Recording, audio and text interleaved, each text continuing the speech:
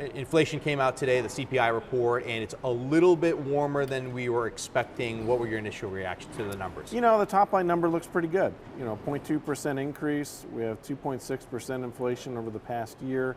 It's a little bit up from where we were, but gas prices are down. Food prices are leveling off, so I think for most consumers, it's an okay number. So kind of break that down for us too. There are some good points, and there are some points that I think we need to work on, right? Yeah, there's some areas of inflation that have stalled. The progress downward for shelter costs, so looking at housing prices, rents, those have really leveled, to continue to go up pretty high, and service costs. That's an area of the economy that remains too hot, and that's pushing up costs more broadly. The core CPI, which excludes food and energy, is still at 3.3%. The Fed wants that to be down near 2 to 2.5%. So not out of the woods yet on inflation, but continuing to see the broader trends are moving in the right direction. So the number's 2.6 this month. What does that do to impact the Fed's decision come December? I don't think it impacts them too much. They're on a path downward for rates.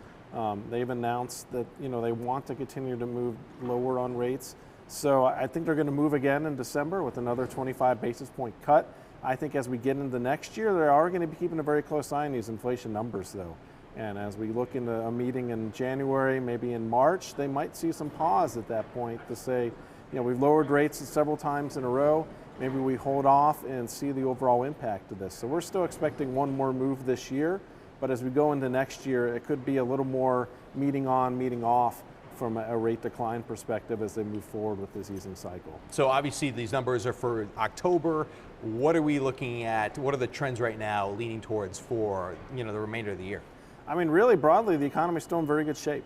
We'll get a number for consumer spending on Friday, and I think that's going to be pretty positive. So we're expecting solid economic growth to end the year. The upshot of that is positive economic growth. The downshot is a little bit higher inflation, and we're seeing that with the numbers that we received today. But generally, the economy is in very good shape as we go into 2025 and expect it to continue in the first half of next year.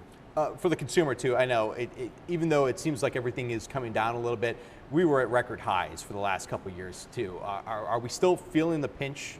I think we are. We're finally at a point where wage gains are outpacing inflation after several years where inflation was very much faster than where our wage gains are. So we're in that catch-up moment right now, and I think more of that continued in the next couple of years. People feel a lot better about their financial situation, but we know there's a lot of people that are still stressed by higher costs, and we're still moving in that right direction. We're just not fully back to normal yet. And in generality, obviously, we're not looking at the markets this moment, but how did they react to this news, or did they kind of build this in to the forecast? This largely came in as expected, so not a big movement on markets, but obviously markets have done really well this year, and driving on the positive economic news that we're seeing over the past couple months, and that should carry into next year as well.